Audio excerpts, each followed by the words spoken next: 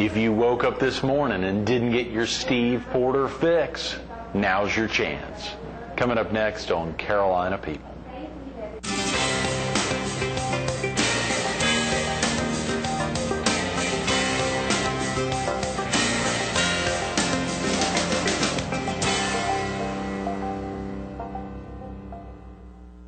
Good morning and happy 4th of July. This morning we're at the regional headquarters for Tidelands Bank on the corner of Professional Drive and Grissom Parkway. We're focused on TV, radio, and print. And we're visiting with a man who knows a little bit about, or a lot about, all three of them. Steve Porter. Good morning, Steve. Yeah, good morning. Thank you so much for coming in. Happy 4th. I hope you got some big plans today. Yeah, we're going to have a blast. Of course, normally you're up at 4 or 5. You're going to have a blast. I got it. I'm a little slow. I'm in the middle of the next sentence before I figure that joke out. Yeah, of course, being here at Tidelands Bank, which is not open today, so viewers don't come into Tidelands today. This is the one day you don't want to come in. But, of course, you're normally on the radio in the mornings. It's a treat for us to be able to get you in on a morning where you're not actually on the radio. Yeah. It's a day off in the middle of the week is something it's unheard of in radio generally, even if it is Christmas or any other day. But our company now, the radio station folks, want us all to take the holidays. Next this is media. A company policy. Next media. That's good. And I've never worked for a company at the networks or anywhere else where holidays were considered anything other than a normal work day. This is really very different. And you have worked with some of the biggest, some of the best. When we think about companies like General Electric or CBS, Westinghouse or otherwise, you have been with some biggies there. Well, yeah, my first big association was with Westinghouse. I had been working, obviously, with smaller companies as I was getting up through the business, but I was with Westinghouse in Philadelphia, and then went to CBS in New York, and then went over to NBC, where I was for almost 20 years. And then after I left NBC, I had to leave because of a personal thing we could talk about if you want to. But then on a kind of a part-time basis, working hours I wanted, I helped USA Today start their Sky Radio program. Is that right? And I was the original anchor and one of the initiators of the Associated Press ANR service, which is a all-news radio national program. I helped them get going, and some other things that I could work, in my own time. My own schedule. Whereas when I was working with NBC at the White House, you had to be there every day, and you had to travel a lot and be away a lot, and I couldn't do that anymore. So fortunately, the minute I left NBC, the phone rang, and I had more to do than I knew what to do with. And then AP, and of course, Gannett's done such a tremendous job with USA Today. Think about the launching of that, and the guys at Newhart or New Al or somebody there. And of course, to think about the commitment they made. A long time ago there out of Arlington or Alexandria, wherever Gannett's headquarters. It's right across the river in the tall building. We were on the top floor, and you could literally look out the window and see the airliners coming into what now is Reagan Airport below the top of the building. No. You were literally looking down on the aircraft as they went down the river and landed. And still the same way. Still happening that. Yeah, and we worry about tall buildings around here and our airport. Come on. That's amazing, Steve. One thing I hadn't thought about until I was reviewing some stuff, you were with us kind enough to come back when we were at the Fox 43 studio 3 or 4 years ago. And, of course, to see that you were you've been a pilot for many years. Yeah, it was one of those things where when I first got into the business, it's kind of ironic in a way, I always wanted to fly, okay?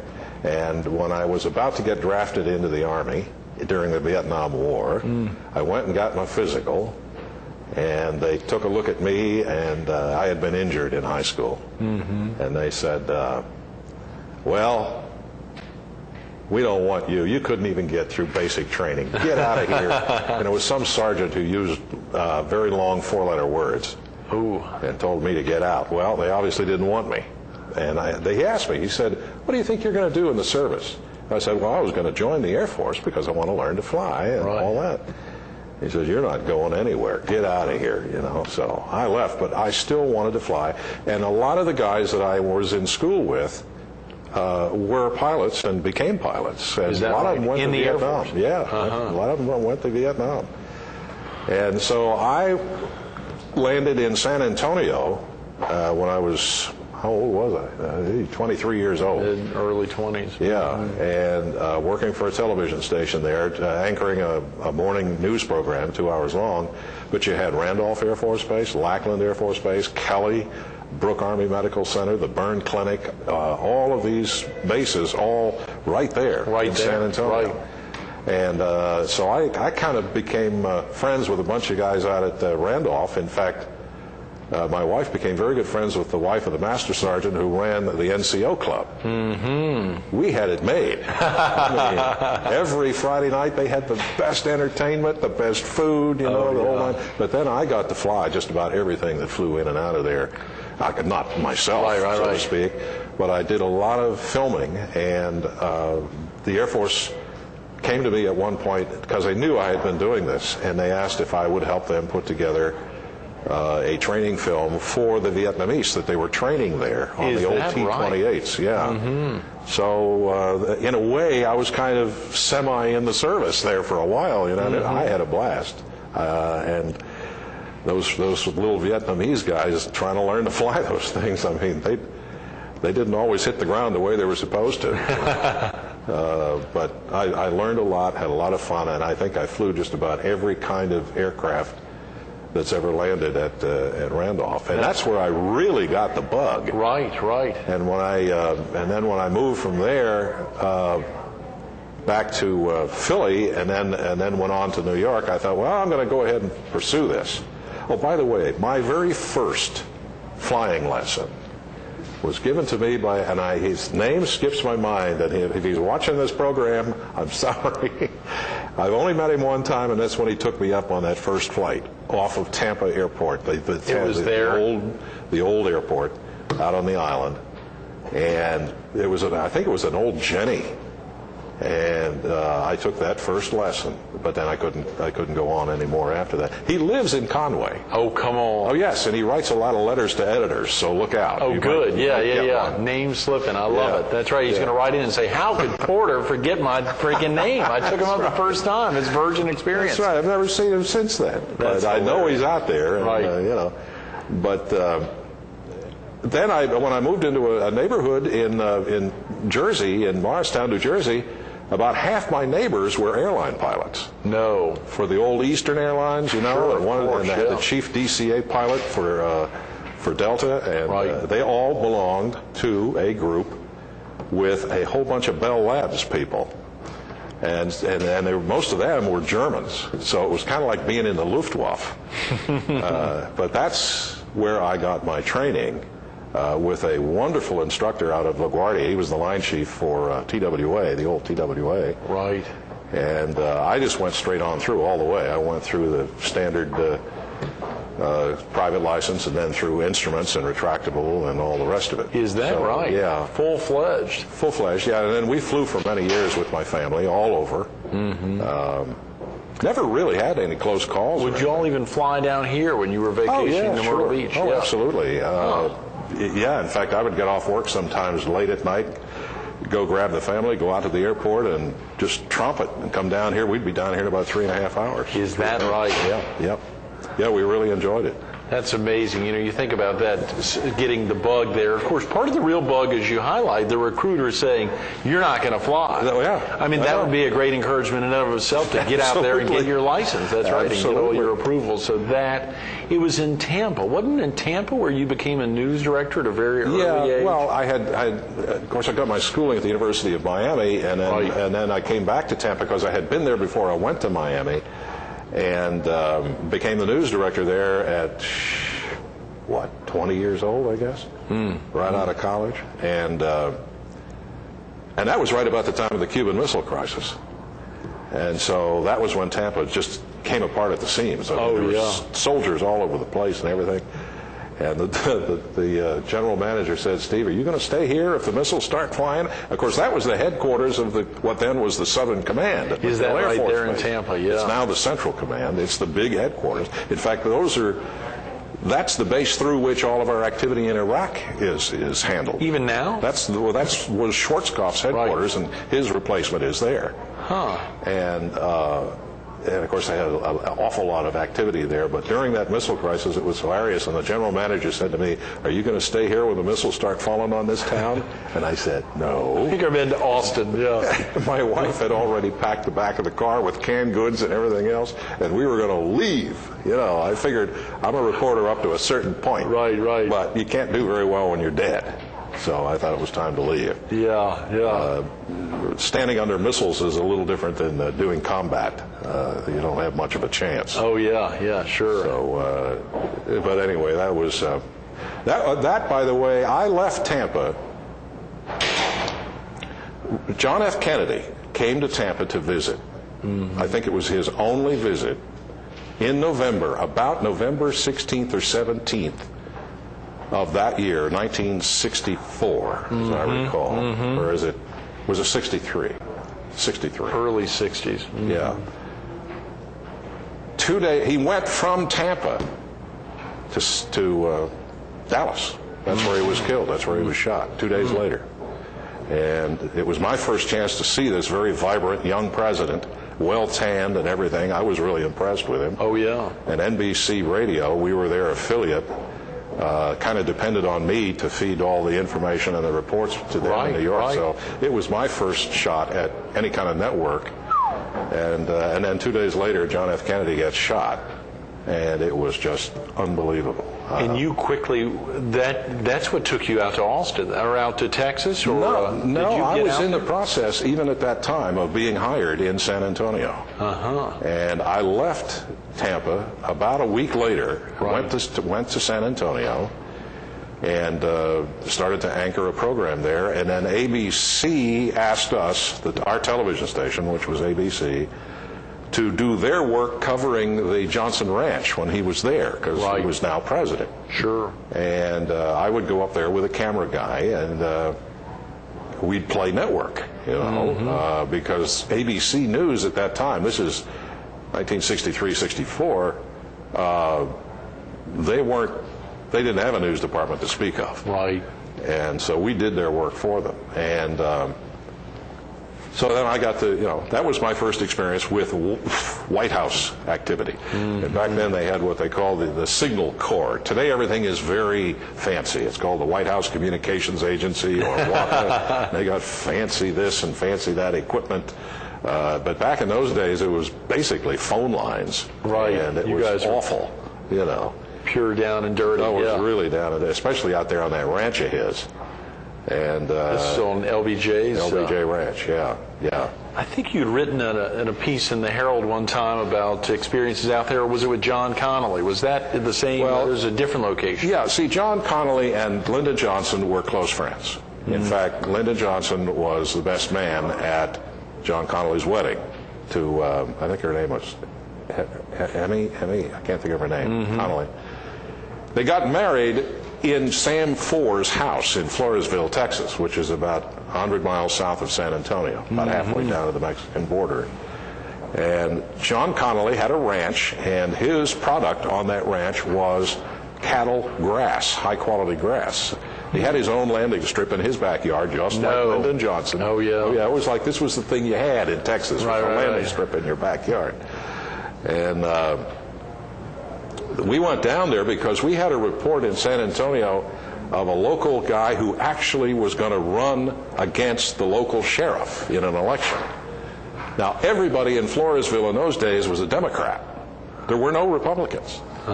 This guy happened to be a Republican, and he got about 4 or 5 other people to be Republicans, and he said, I'm going to challenge the sheriff, because they thought he was corrupt and everything else.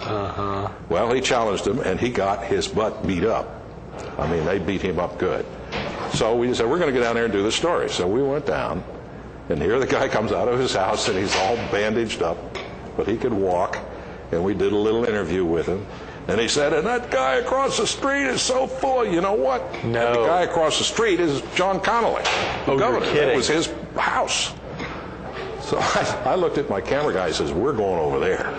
So we crossed the street and drove up to the house, and the guy comes to the door, and we told him who we were. And Mrs. Connolly came to the door, and she says, "Yeah, come on in. The governor's out on the back." Oh, at the come pool." on, Yeah, Steve. yeah. They invited us in, and we went out to the pool. He's sitting out there with his iced tea, and all that. And of course, he's all bandaged up. His From arm, the just from yes, being shot. from the being shot. Yeah.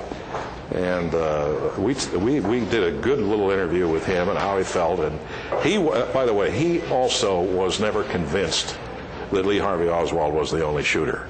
He thought. Is that right? Yeah, he thought there could have been somebody else. He never was fully convinced with the Earl Warren report. But the interesting thing, we were talking to him, and he started telling us about his experiences with Lyndon. Yeah. And of course, Texans loved John Connolly. He was like, he was a hero. Okay. Lyndon Johnson, on the other hand, nobody liked. And he had that reputation that had followed him around, that the way he got elected to the Senate in the first place was stuffing the ballot box. That just followed. In fact, we did a skit at the San Antonio Press Club where the stage is all bright, sunny day, Mexican music, and here comes Lyndon with his big 10-gallon hat and a serape on himself, celebrating this and that and the other thing. But then he says, "I don't know what I'm going to do. I don't know how I'm going to get these elections. I know I'm close, but I'm not going to be able to get it." And he sits down, puts his sombrero kind of thing down over his face. The lights go down. He's sitting leaning up against a cactus, and the lights go down like he's going to sleep. Right. And so we sit there, and the music goes down, and in the darkness on the stage, out comes a ballot box about the size of this table. Oh, come on. Just out of the blue, see? And then all of a sudden, here come a bunch of guys dressed up in Mexican clothing. And they've got ballots. And they're putting them in the box. Yeah. And he's over there dreaming this, obviously. See? Right. And then the lights come up, and he wakes up, and he says, "I got it. I know how I'm going to win the election." No. He was sitting in the front row with his wife, and John Connolly and his wife were right next to him. Connolly was laughing his head off. Lyndon was just... Oh, I bet. Yeah, he was not happy with that.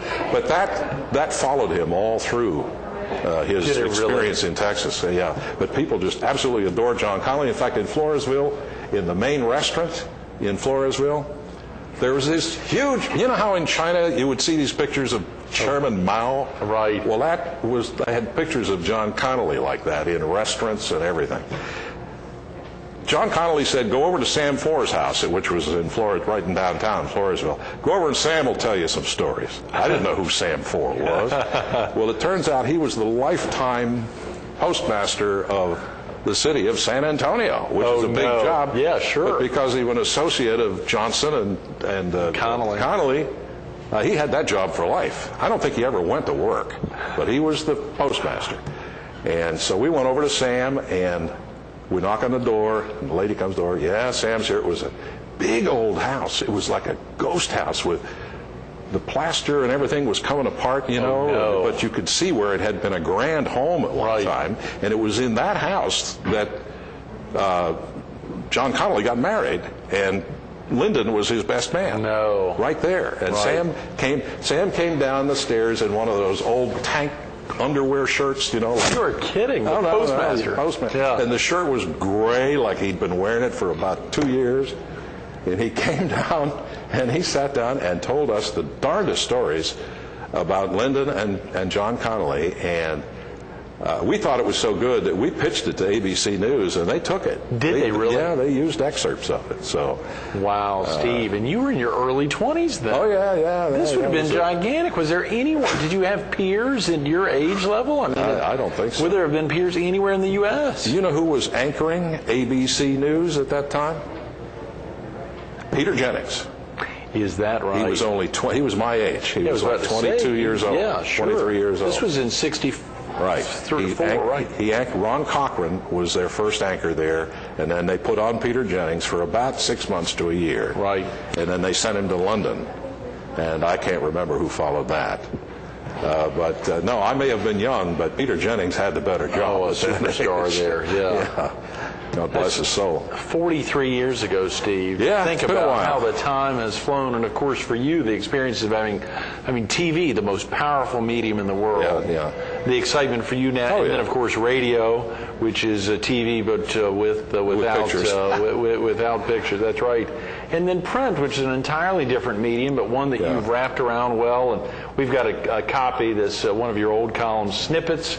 Can tell a lot, though I prefer the whole story, Yeah. which has some great example of, and of course you've done some moving columns as well as stories over the years, and folks can find 8 of your pieces or 7, and you obviously are instrumental in helping keep our editorial focus as an editorial group, our editorial focus every week, but now your pieces in the Business Journal and throughout, good general coverage of the Myrtle Beach area, but your column, Porter's Point, which you've been done. What year did you join the Herald, Steve? Do you remember? Was there? Yeah. Okay. Let me nail it. I know it was in October of 95. Is that right? So not 95 or long 90. after Debbie had kicked it off in it was '93 or just about '4. a year and a half to 2 years after. So it was not she long started after off. you kicked off the big morning show on W. Yeah. Was it on RNN back then? Also? Oh yeah, but we had hardly any signal at all, and we didn't have any money to make it any better, and so it wasn't until we got bought out 3 times, Right.